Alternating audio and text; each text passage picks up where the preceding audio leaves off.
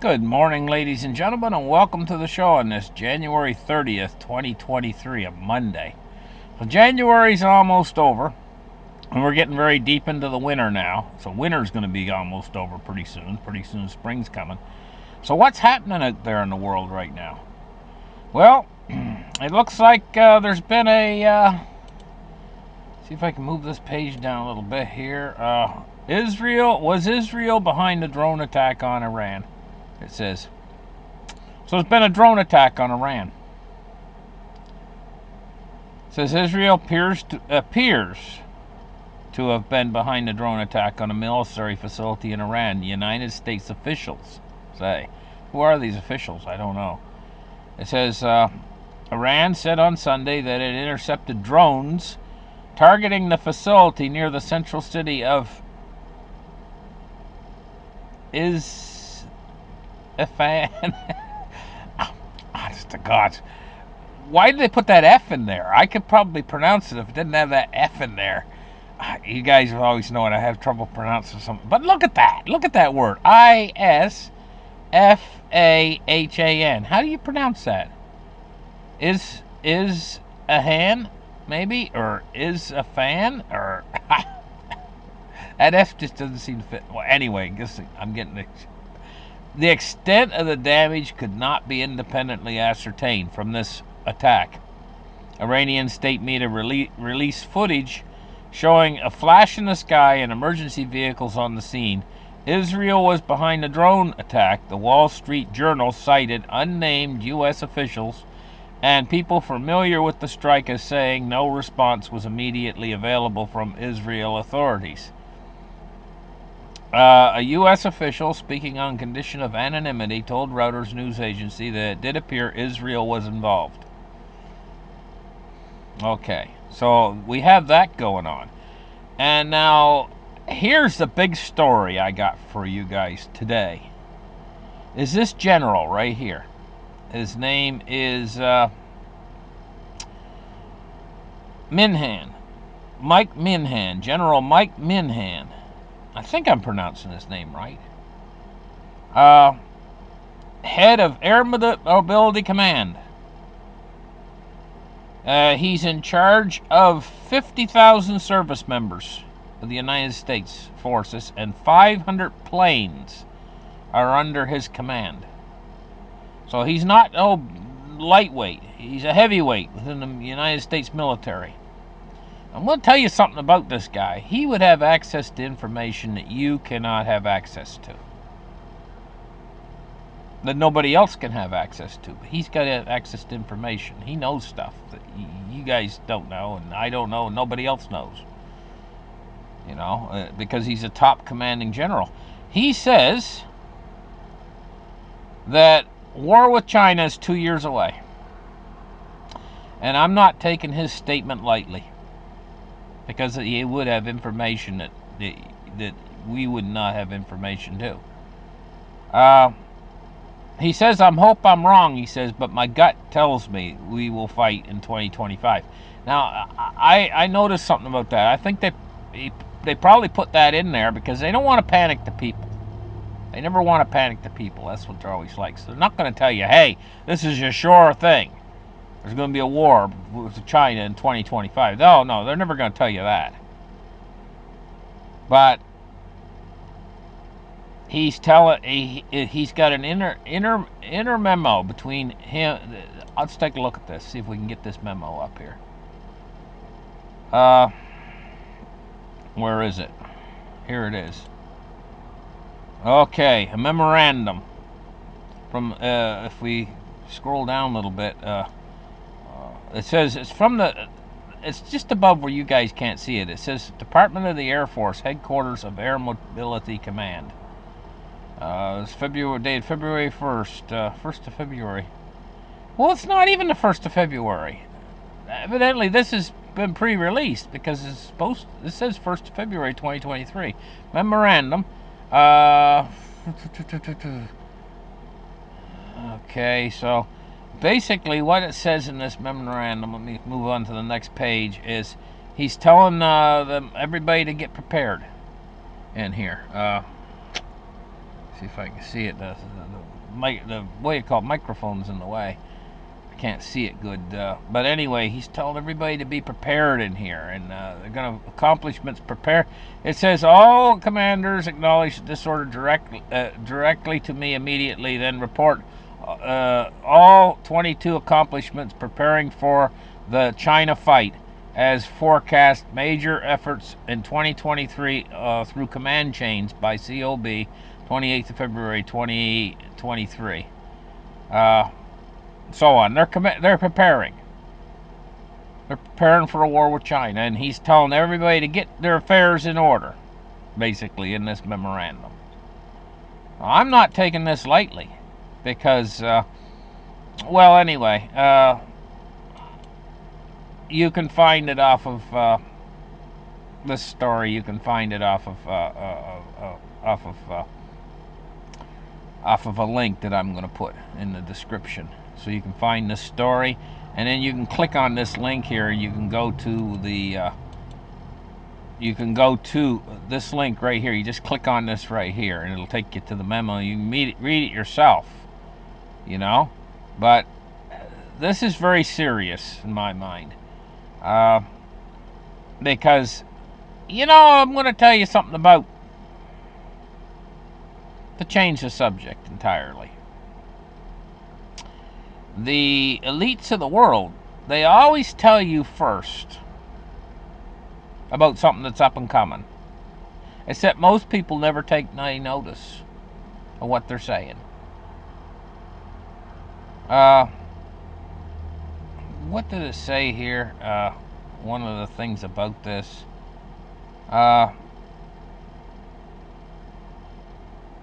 It says major efforts in preparation for a coming China fight to be reported to him directly by February 28th.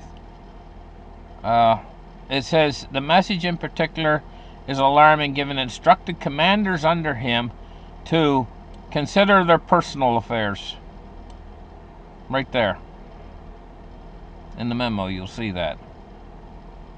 So, that's big in my mind. You know, I mean, I'm just thinking to myself, hey, you know, what's happening in the world right now? Everybody wants to fight everybody. North Korea wants to take on the South Koreans. Israel wants to take on Iran. Of course, obviously said, Russia wants to take on NATO. China wants to take on NATO. NATO wants to take on NATO. No, I'm just joking. But I mean, and then you got the IMF, and you got are people. Maybe it's COVID. Maybe it done something to all of our brains. I mean, that's not beyond the realm of possibility, is it? You know? I mean, just look at North Korea alone. They got like 50 ICBMs now. All of a sudden, you know? Well, it wasn't all of a sudden. I was talking about this years ago on my channel. But I mean, they could blow up half the world with that many. What does a little tiny country like North Korea need all that nuclear armament for? And China's building them as fast as they can right now. You know? Oh, my goodness, you know. And, you know, the thing is it's these world leaders that have a beef. They got a beef with one another. And so what are they going to do? They're going to get us to pay for these weapons, these ICBMs and all this nuclear weapons and all this other stuff, and it costs a fortune. We're paying for it. And then they're going to use it to blow us up with what we paid for it. This is not a good deal for us, the people. Because it's them who have the beef with each other. All these world leaders. And there's only about 2,000 of them out there. But there's 8 billion of us, people. You divide 2,000 into 8 billion, it's like 99.999% of the people out there are just common, ordinary people who want to get on with their lives. But these world leaders have a beef right now, and they're going to use us as a tool to try to fight it out. And they know that it's mutually assured destruction. But somehow they're thinking to themselves, well, somehow we'll sneak this in and we'll be able to settle this beef. I don't know what they're thinking. That's why I'm saying maybe it's COVID on the brain. I don't know. Are they going mental? Well, they'll take all of us down with them if they engage in that kind of behavior, But what can really stop them once they get started? Once they get started pushing those red buttons, I mean, but as long as they don't, people say, oh, they'll never do it. The problem is, once they start doing it, then they do it. So don't say they'll never do it. $23.74 on silver today. It's up 15 cents. I can't see this silver and gold. If the price goes down any, it's all going to disappear off the market. And if I can only see one direction of this going ultimately in the next few years, this is going to prove to be the best investment out there in the next few years. Silver. But you got to hold the real metal. You can't hold no paper stuff, no paper short contracts or anything. In fact, they're not selling very good, the paper short contracts, and that's the reason why the price is staying down on silver, because that controls the price. The tail wags the dog. So it's paper short contracts that determine the price of the real physical metal, and they can create these paper short contracts. I've heard it's like 400 to 1. For every real ounce of real silver out there, they've got 400 of these contracts floating around out there. So it's being priced like there's 400 times more silver than what there really is, because it's priced with the paper short contracts. So maybe some of you guys never know that before, but I just wanted to mention it. Cryptocurrency. I didn't do gold. I gotta do gold here. We gotta see what gold's at today. 1928. It's up 90 cents. So gold's not moving much. Cryptocurrency today. Bitcoin's at 23,074 and Ethereum's at 1578. Now I'm going to tell you, Bitcoin did crack the $24,000 mark, but now it's down a little bit more. It's down 1,000 from where it was. Taking a look at the Dow Jones, it's down 176 points on the day so far. 159 right now. 33,887. Taking a look at the S&P 500, it's down 31 points at 4053. 4,053. Crude oil is at 79.16. It's down 52 cents. Bonds and rates, and we're seeing climbing yields on the long end today. U.S. 10 years at 3.55, and it's up. It's rising yields, I should say. It's up 3 basis points on the 10 year. 3.548 right now, and the U.S. 30 years at 3.64, and it's up 1.4 basis points. And now for the U.S. dollar index, is at 101.89 on the U.S. dollar index. And the dollar's been going down lately, and it's trickling down today, but slowly.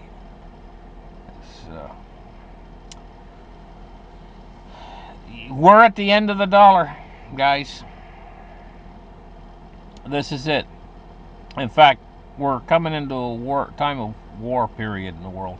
And the reason why is because the world leaders have got this beef I told you guys about. And we have NATO and all the NATO member countries who are on one side of the fence. And then we got the BRICS and all the BRIC member countries who are on the other side of the fence. And each side pretty much equally divides the world in half. They're both about equally powered, well, moderately close to equally powered. That's a recipe for disaster. It's the Royal Rumble. It's a recipe for a Royal Rumble. The craziest event ever, with every country throwing in on one side or the other and all trying to fight it out to the death. That's what it's mounting down to, and and sides are being drawn between countries. Soon trade will probably stop. That's probably what's coming next. So they're trying to hurt each other as much as they can. And they're trying to hit each other financially. And so what they're going to do is whatever they can. And soon you can expect car parts are going to be hard to find in the United States and in Great Britain. You're not going to be able to fix your car because a lot of the car parts used car parts come from China. You know, a lot of things, your shoes, you're going to have a hard time buying shoes.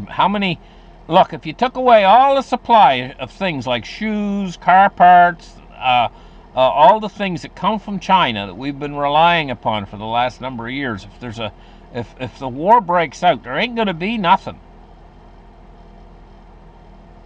You're not even going to have any shoes for your feet, because how many people in America actually produce shoes, produce all the things that we use in our lives that have been coming from China for years now? How many? We've given away all of our manufacturing. We don't. So the manufacturers out there who make things, actually make things. All we do is service over here. You could go down the street and you knock on the first house. And what do you do for a living? Oh, I cut hair for a living. Oh, that's fine. You know, you're a service. That you're providing a service. But you use things to cut hair. You buy scissors made in China. You buy things that are made other places. Hair gel, dyes, hair dye, whatever. And you consume it on these people's heads. So you're actually a consumer and you create a service. It's only a service you create. You don't actually create anything. Go to the next house. Oh, I'm a nurse. So you take care of sick people. It's a service you're providing for sick people. And sick people consume things like pills, medications, and everything else. So they're consuming again. Not making anything, consuming again. And they rely upon machines like doctor might need a new stethoscope or whatever, made in China again. Nobody makes anything over here. Right? You get in the point, you go down to the next house. The guy's a janitor. He's providing a service. You know what I mean? And on it goes. You'd probably have to go to 100 homes here in America before you'd finally hit a house where the guy'd say, well, I grow tomatoes in a greenhouse. Oh, finally somebody who actually makes something productive. It didn't used to be that way. Now that's the way it is. We just all consume. Now in China, they've made themselves rich from production. They've been producing for us. You can see all that being cut off. Okay, and we're going to have to produce for ourselves. And we can't gear up that quick. So what's going to happen is inflation will explode, because everything you need a new stool or a new chair or a new kitchen knife or whatever, all of a sudden there's none available. So what is available, the few that are available, the price goes through the roof. What are you going to do? Well, the guy who starts to actually come in here and has a good idea about something that people are going to need, and he starts actually producing it from nothing, or nearly from nothing, starts making things. Well, he would have went broke there 10 years ago, 10 years ago, when China was producing everything so cheap, you couldn't compete. By the time you bought your materials over here and you tried to build something, Chinese had it for a cheaper price than the materials. And you couldn't make $1 an hour trying to compete against them. But now, if they're taken and they're gone, if a guy's out there and he's got some good idea, I'm going to make kitchen knives, for instance, or I'm going to make shoes, or whatever. Well, the price is going to go through the roof on these things, and there's going to be people who actually come out, small manufacturers, who are going to they're providing goods to people rather than services. See, things like restaurants and stuff, they consume. A restaurant has the back door, and these guys have to come in with fruit and vegetables and meat and everything else. So they're in the kitchen cooking all that stuff. They're consuming it, and they're feeding it to you. They're, again, a consumption business. But now you get a business where they're bringing stuff in the back door and they're assembling stuff, putting things together, making a product. You see what I'm saying? And that's going to be, and also farmers. Farmers are producing a product, and I'm going to tell you, it's going to come back around to the farmer, and it's going to come back around to somebody who produces a product, a factory that produces products. These are the guys that's going to get rich again now. It's going to come back around to that. And I know we shipped all of our factory and all of our manufacturing, we shipped it all offshore.